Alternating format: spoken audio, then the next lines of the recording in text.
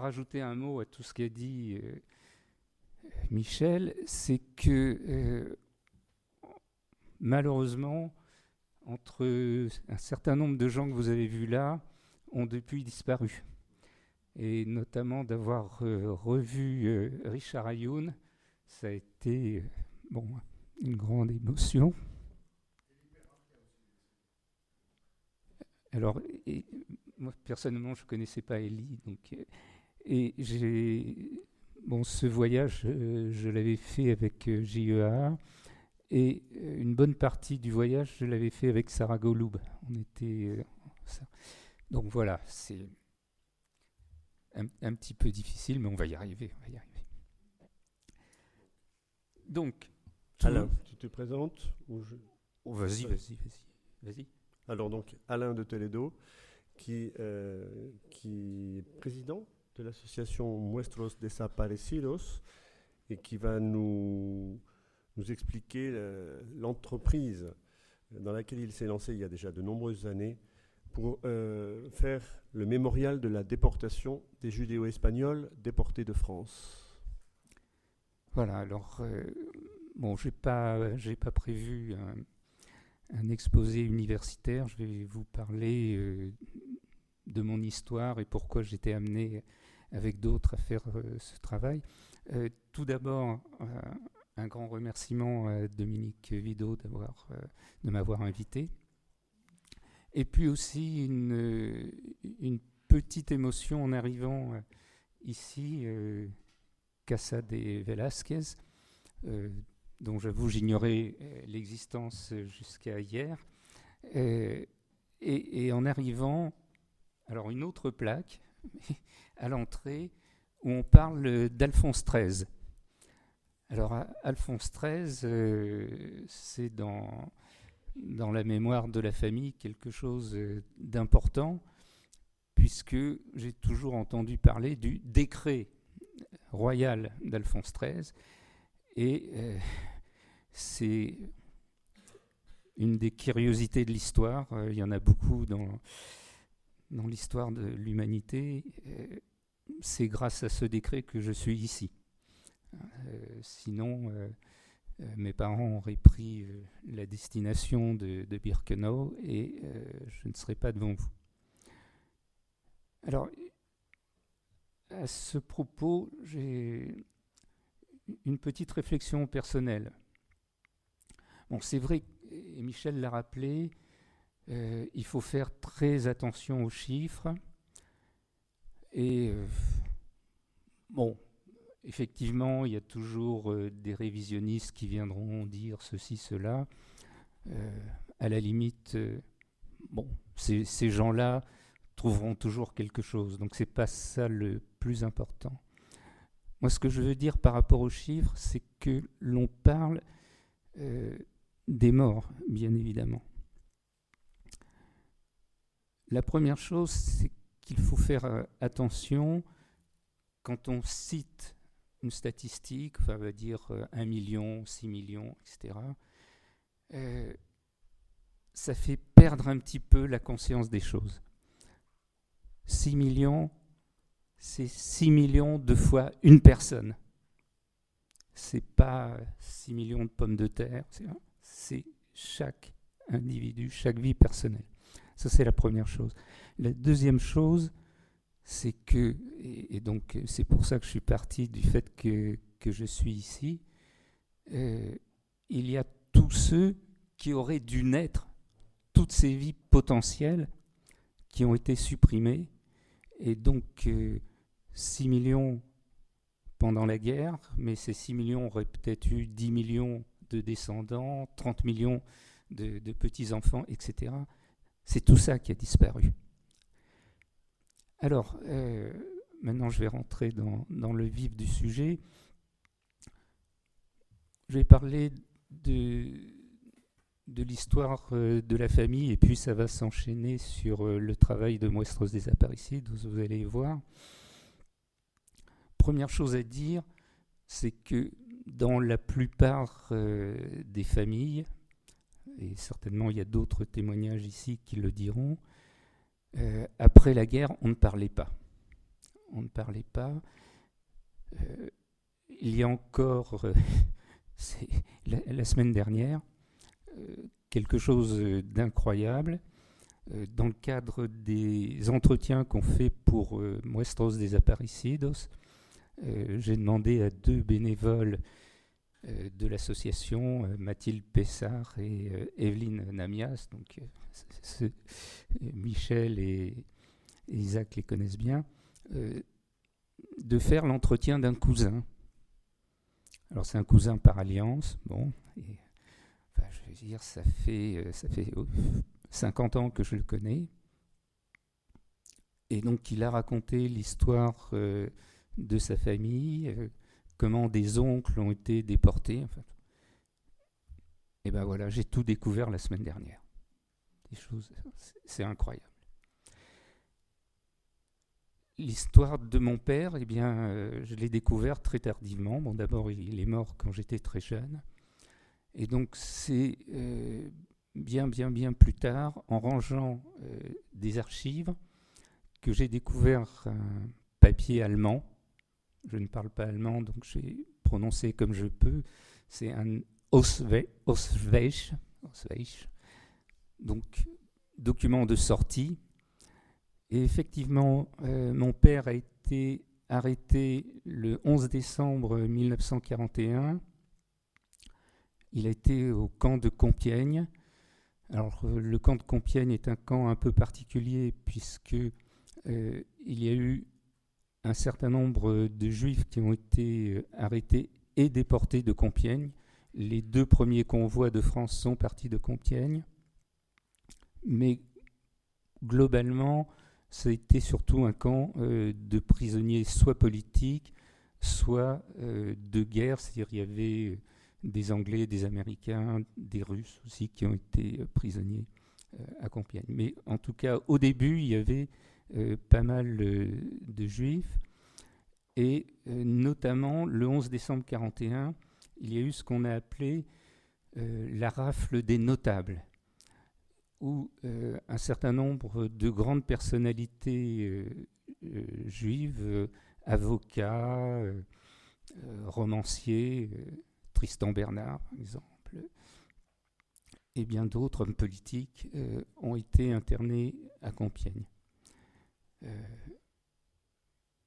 Mon père n'était pas un notable, et les conditions de son arrestation sont assez intéressantes, à savoir que 2 policiers français sont venus pour arrêter son frère. Alors là, on rentre dans quelque chose d'assez complexe. Ça a été évoqué en partie par Daniel Rosenberg ce matin, sur la nationalité espagnole.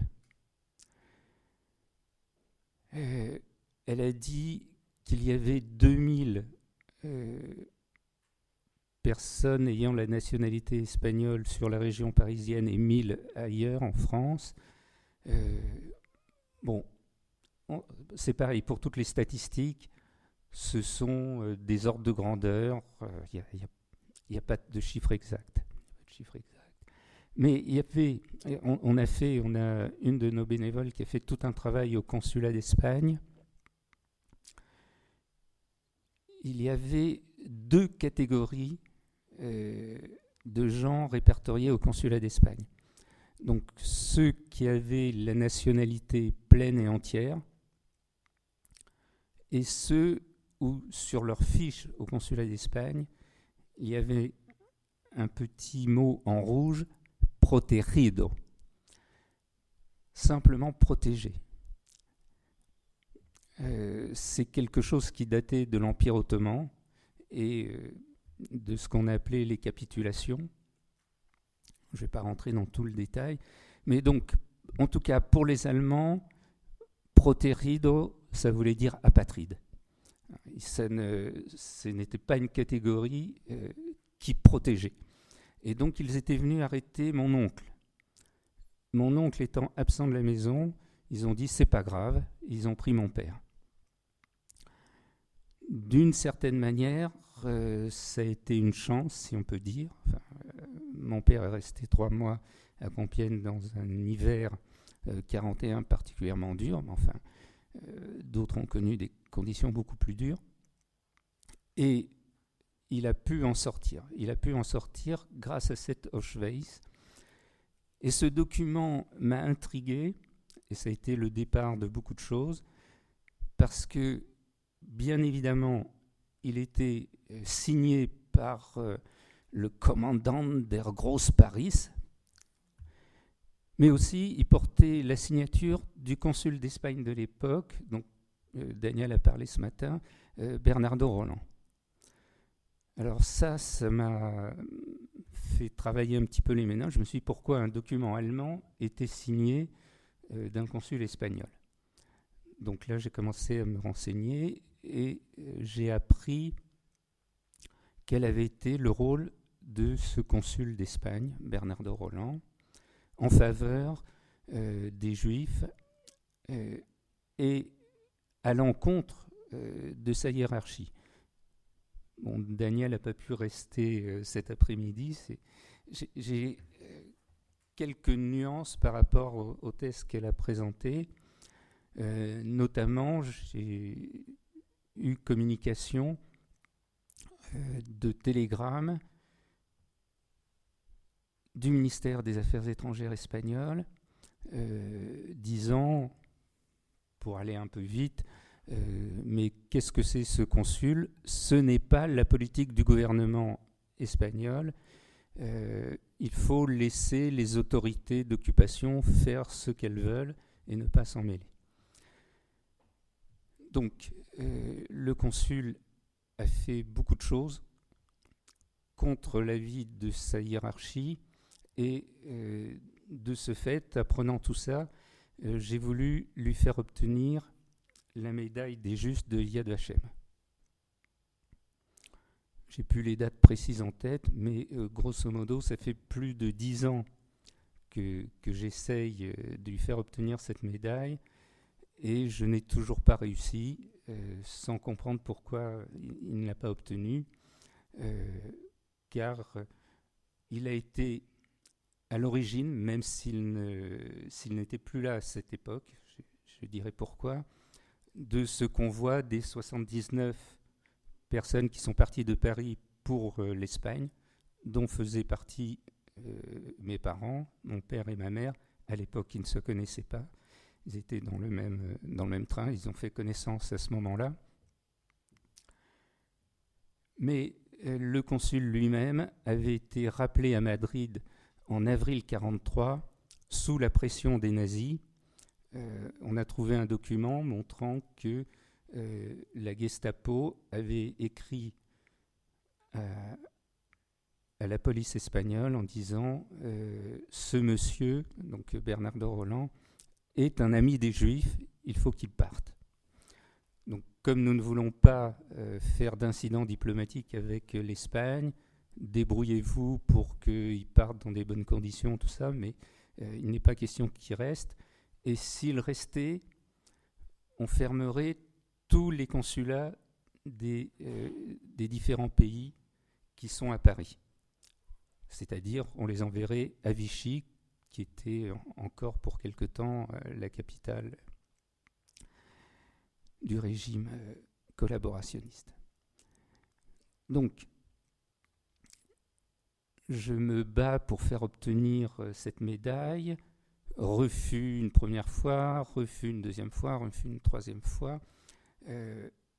Mais à chaque fois qu'il y a un refus, l'élément intéressant, c'est que j'essaye d'approfondir l'histoire, de trouver toujours de nouveaux documents pour étayer le dossier. Et ainsi, je trouve un document dont on n'a pas parlé ce matin, qui me paraît assez intéressant. Il y a, puisqu'on a parlé des passages en Espagne, il y a un document du ministère des Affaires étrangères disant on ne comprend pas très bien, il y a des trains de la Phalange. Alors les trains de la Phalange qui partaient de Paris vers l'Espagne, considérés à l'époque un petit peu comme une valise diplomatique, si je puis me permettre, c'est-à-dire que les Allemands ne fouillaient pas le train, Donc les Espagnols pouvaient mettre ceux qu'ils voulaient. Et dans ces trains, il y avait des réfugiés. Et le ministère s'étonne, il dit mais dans ces réfugiés, dans ces gens qui arrivent en Espagne, plus de la moitié sont des judéo-espagnols. Et effectivement, ils mettent une liste d'une vingtaine de personnes, tous nés à Salonique, Edirne, Istanbul, Izmir. Donc il n'y avait pas de doute sur l'origine judéo-espagnole. Et donc manifestement, le consul Roland faisait passer clandestinement des gens dans ses trains au nez, à la barbe des Allemands. Donc je continue à abreuver Yad Vashem de ce type de documents et toujours refus. Un jour, je me dis, après tout, Yad Vashem ne veut pas honorer le consul Roland, eh bien, on n'a pas besoin de Yad Vashem, on va l'honorer nous-mêmes.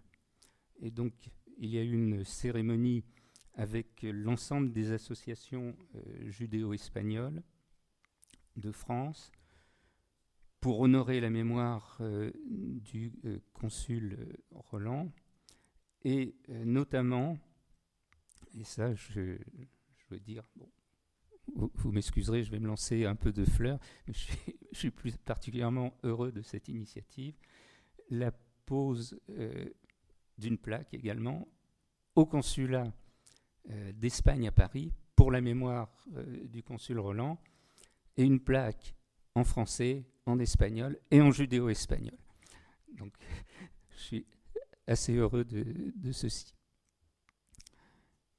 Et l'événement déclencheur, c'est que quand on a fait cette cérémonie, j'ai été voir quelqu'un dont on vous a parlé ici ce matin, Madame Claudine Nahar-Cohen, qui a été pendant 10 ans directrice du Centre de documentation juive contemporain, qui va devenir le mémorial de la Shoah par la suite, dont les parents, qui étaient espagnols en bonne et due forme, qui avaient préparé leur rapatriement, le mot est peut-être pas exact, mais enfin leur voyage en Espagne.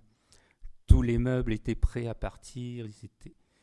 Et en novembre 1943, la police française, il faut toujours préciser que c'était la police française, vient les arrêter et ils sont déportés début 1944. Ça a été dit par Daniel ce matin.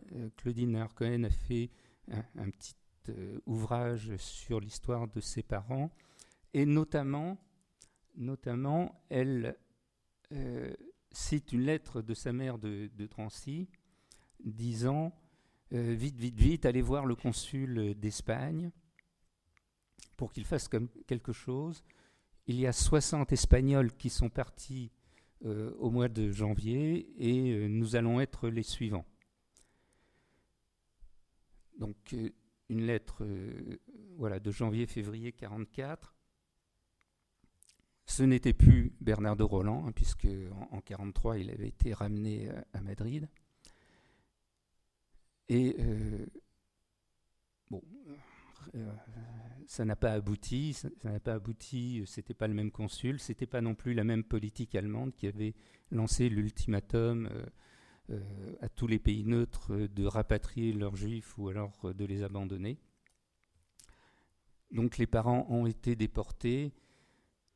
Quand la police frappe à la porte de l'appartement, la mère a juste le temps de faire sortir les 3 enfants par la porte de service, ce qui va sauver les enfants, mais pas les parents.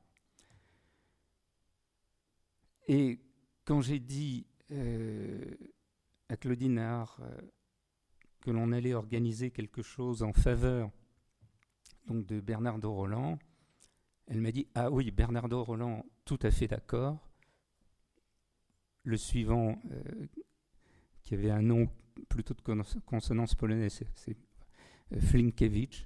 Bon, Donc pour le suivant, elle ne voulait pas. Mais surtout, elle me dit, non, moi ça me gêne, je ne viendrai pas, parce que je ne veux pas que cette histoire soit récupérée par l'Espagne.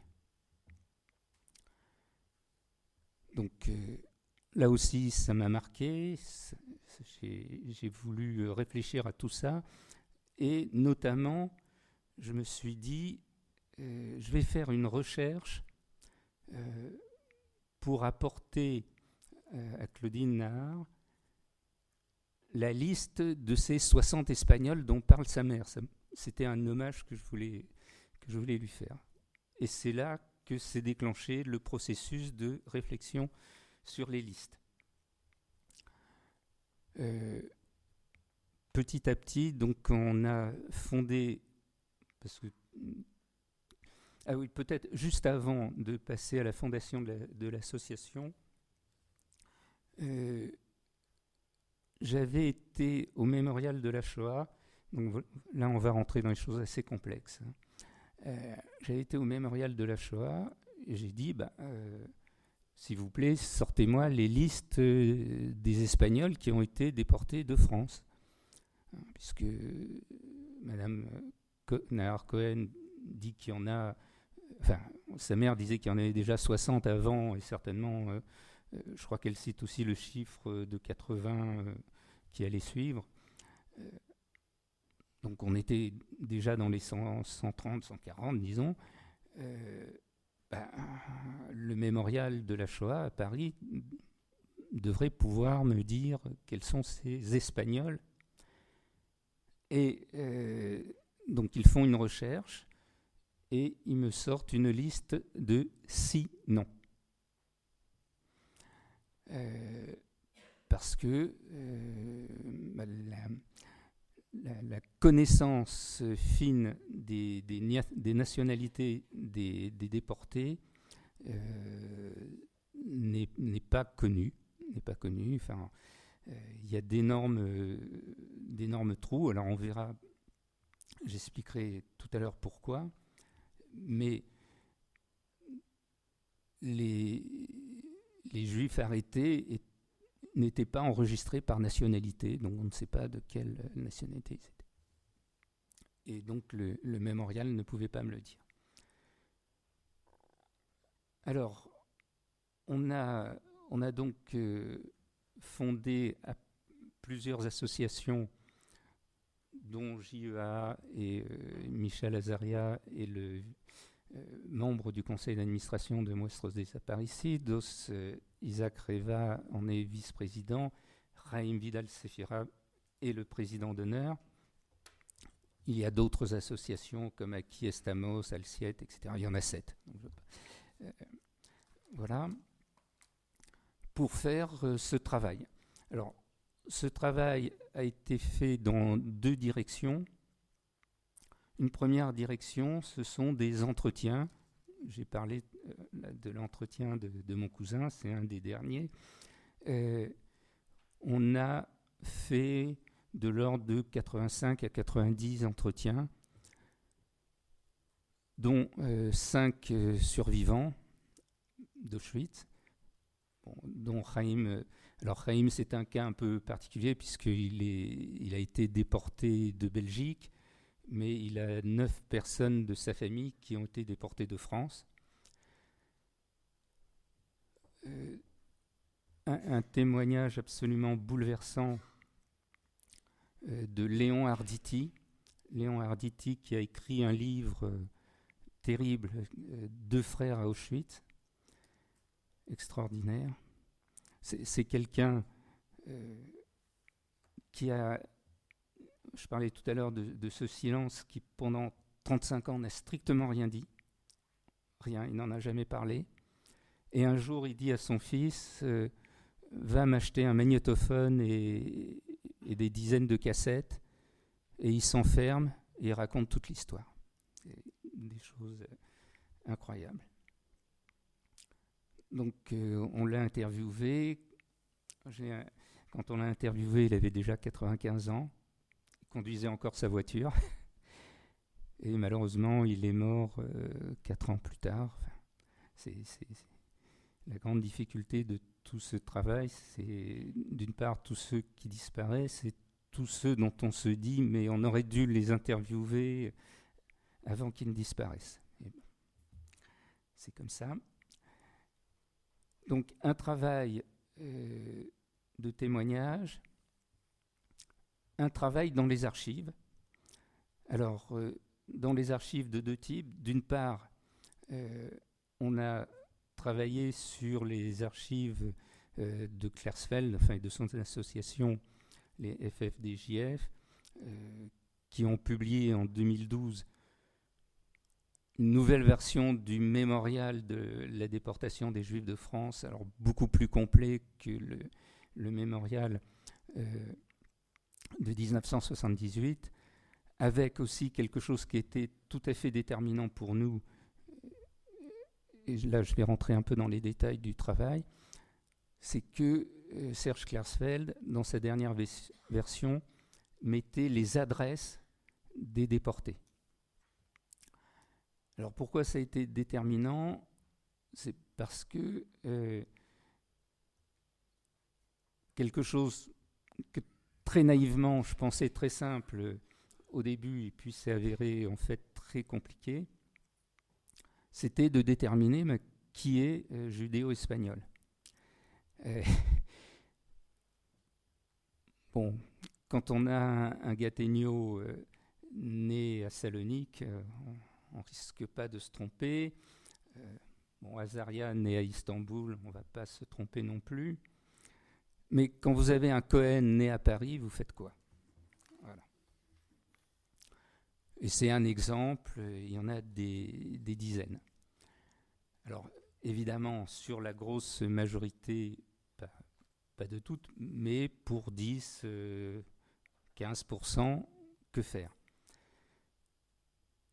On a, grâce aux adresses, résolu une partie de la difficulté. C'est-à-dire que, grosso modo, on a pris pour hypothèse que si on avait un Cohen né à Paris, mais qui a la même adresse qu'un Cohen né à Salonique, et dont les dates de naissance peuvent faire penser que c'est son fils ou sa fille,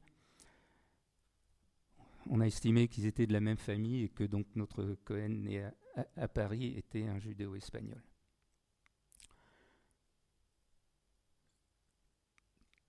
On a abouti ainsi à une liste de 5300 déportés judéo-espagnols.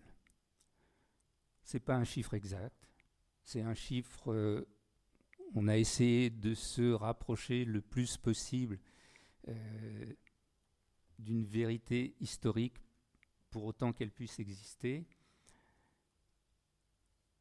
Les zones de difficulté, je les évoque comme ça. Hein. Bon, j'ai dit ce qui était facile, bon, c'était les Toledo né à Edirne, pas de doute. Les grandes difficultés, donc tous les noms qui sont communs aux différentes communautés juives, Cohen, Lévi, Afrique du Nord, Amar, est-ce que c'est un séfarade d'Afrique du Nord ou est-ce que c'est un judéo-espagnol de la Raquetille ? Très très difficile à savoir. La Roumanie où 80% des juifs étaient plutôt ashkénazes, 20% plutôt séfarades, mais souvent avec des noms très proches, donc savoir s'ils sont ou s'ils ne sont pas. Aussi, une histoire qui est peu connue, mais dans l'Empire ottoman, fin du 19e, début du 20e, afflux d'Ashkénazes qui fuient les pogroms de Russie. Goldenberg, un nom bien connu à Paris, qui vient d'Istanbul. Voilà. Et pour être tout à fait exhaustif, on a parlé de 80 000 juifs en Grèce. Tous n'étaient pas judéo-espagnols, il y a ce qu'on appelle les roumagnotes. Voilà, donc quelques difficultés inhérentes à tout type de travail historique.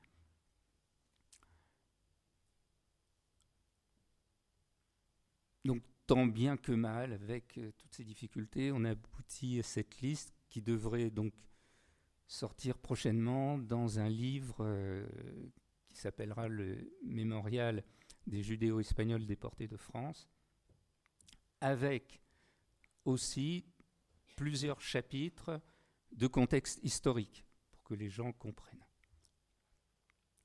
On a également voulu compléter ce travail par un chapitre historique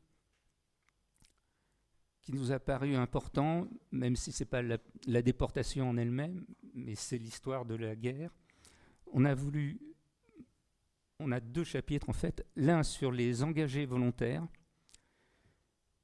Alors, beaucoup de judéo-espagnols avaient acquis la nationalité française, donc les gens en âge de partir à la guerre ont été mobilisés, mais énormément avaient gardé des nationalités grecques, turques, espagnoles, etc. Et se sont engagés massivement pour combattre l'Allemagne. Et là, je vais parler de la couverture de notre livre. On a mis une carte. Alors, il y a eu beaucoup de lettres, de cartes de Drancy, donc le principal camp d'internement de la région parisienne, d'où vont partir la majorité, la quasi-totalité des convois vers Auschwitz. La carte d'un monsieur qui s'appelle Yako Soulam, qui est le père de Sabi Soulam, un des membres de notre association. Et cette carte nous a paru très significative du destin de notre communauté, parce que, Yako Soulam, judéo-espagnol, engagé volontaire, fait prisonnier par la police française et déporté. Et en plus, bien évidemment, sur la carte, il y a un timbre. Et le timbre, c'est la photo du maréchal Pétain. Donc, c'est-à-dire, merci maréchal, on s'est battu pour la France et vous nous livrez aux Allemands. Je crois que le message est clair. Alors, je ne voudrais pas être trop long, c'est-à-dire, je voudrais vous céder la parole pour des questions. J'aborderai juste un point, parce qu'il est essentiel et il est extrêmement complexe. C'est celui des nationalités. Je vais d'abord vous donner un exemple et puis après j'expliquerai un petit peu mieux. Dans les différents entretiens, on a interviewé un monsieur qui s'appelle Lucien de Toledo. C'est le même nom que moi. Certainement, quelque part, on doit avoir des ancêtres communs, ne serait-ce que par le fait que son père s'appelait Nissim de Toledo, comme le mien.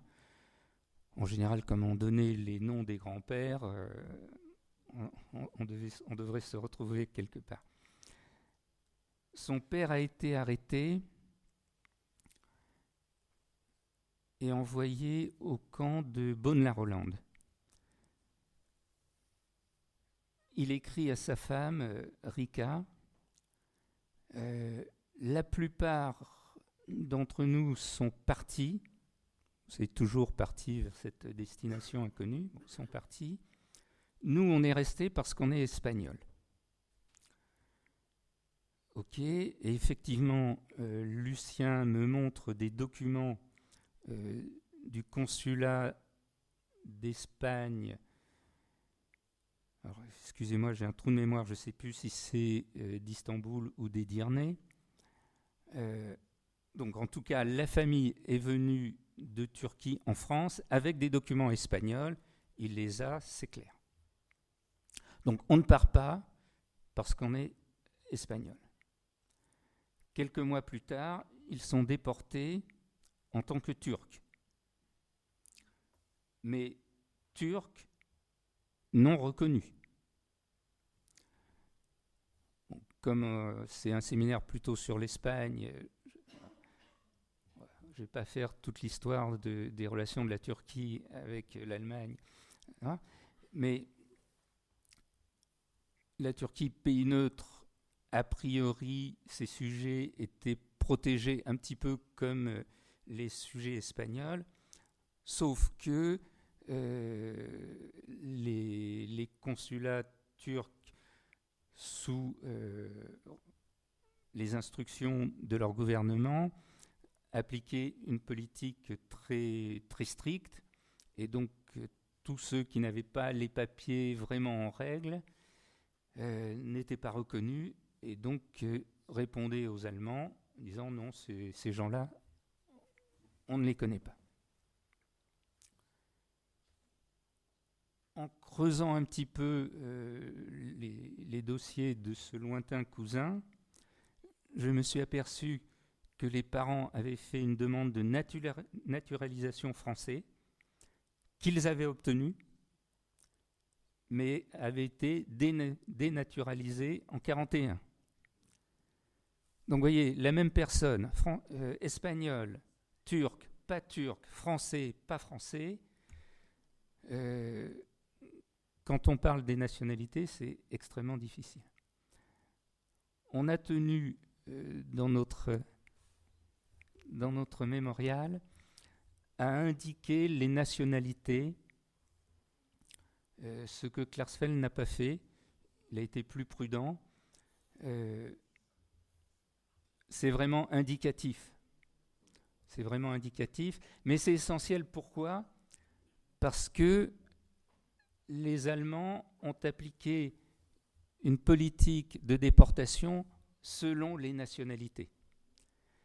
Alors c'est un peu complexe pour les Turcs, là j'en ai dit quelques mots, mais clairement on a des convois qui sont réservés. Alors les Allemands, les nazis, ne connaissaient pas les judéo-espagnols, ils connaissaient des juifs grecs. Donc quand la Grèce a été envahie, ils ont eu, si je puis, ils se sont donné l'autorisation de déporter les Juifs grecs. Donc en novembre 1942, deux grands convois de Juifs grecs sont partis de France, convoi 44 et convoi 45. Le convoi 44 est le seul convoi parti de France avec une majorité de séfarades. Évidemment, les séfarades étant peu nombreux, Daniel Rosenberg a cité 35 000. C'est pareil, hein, on n'a pas de chiffre exact, c'est un ordre de grandeur, mais 35 000 sur 310, 320 000 juifs en France avant-guerre, voilà, ça donne un ordre de grandeur. Donc, seul convoi, le 44, à être majoritairement séfarades, les juifs de Grèce, 90% de Salonique évidemment. Et 9 novembre et le 45 le 11 novembre. Pareil, quelques mois plus tard pour les Bulgares, ensuite les Espagnols, ensuite les Turcs, en tout cas ceux qui n'ont pas été rapatriés. Donc la question de la nationalité était essentielle. Le problème, c'est que les judéo-espagnols venaient d'un empire, l'Empire ottoman, où la question de la nationalité n'avait aucun rapport avec ce qu'elle avait dans l'Europe occidentale moderne. Le passage à la modernité, si je puis dire, était en transition, était en train de se faire. Un exemple d'une des personnes qui était dans le convoi qui est parti de Paris à Irun et puis ensuite a été au Maroc. Il disait oui, mais moi dans ma famille, donc mon père, ils étaient 5. L'un était français, l'autre était anglais, l'autre était italien, l'autre était espagnol, le 5e apatride.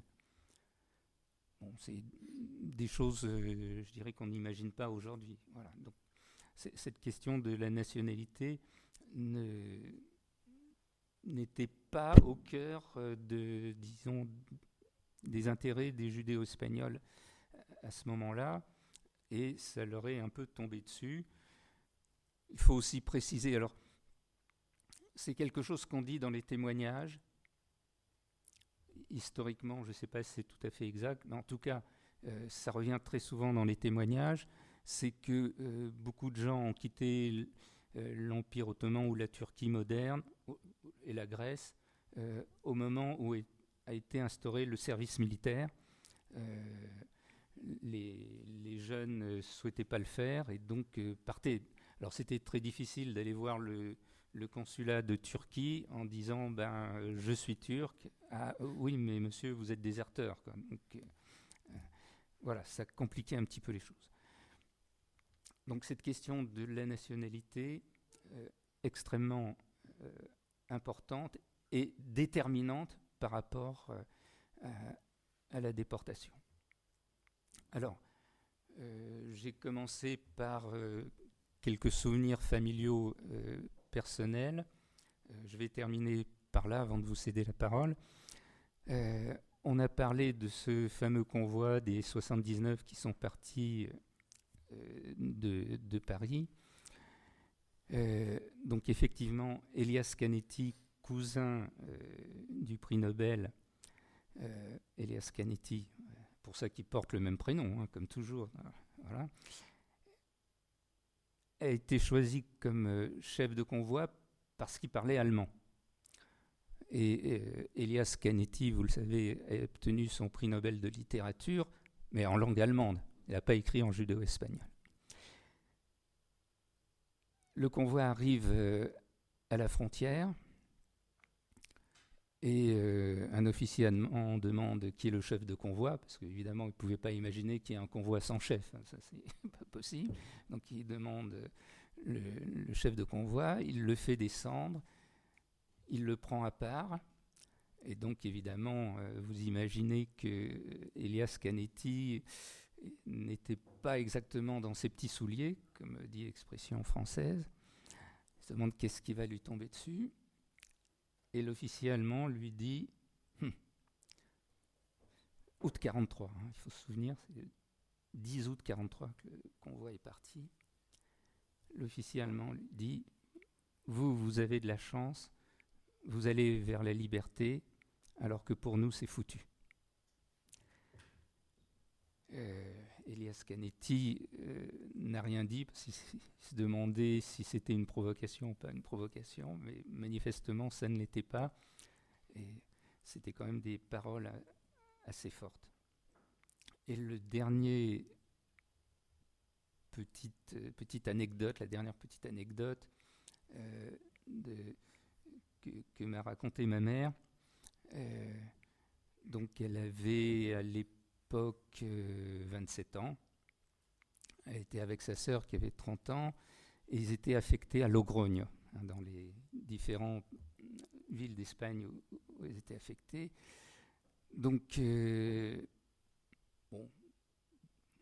dire deux jeunes et jolies jeunes filles qui sont là et un officier de la Guardia Civile qui vient, qui commence à discuter avec elle, parler de ceci, de cela, très bien. Et à un moment, l'officier leur dit « Ah bon, mais je dois vous laisser parce qu'il y a un train avec des juifs qui doit arriver et je dois m'en occuper. » Alors, ma tante dit « Mais les juifs, c'est nous. Il dit non, c'est pas possible. Non, non, les Juifs, ils ont des cornes, ils ont des queues, ça peut pas être vous. Voilà, je vous remercie de m'avoir écouté, et si je peux répondre à quelques questions, je vais essayer.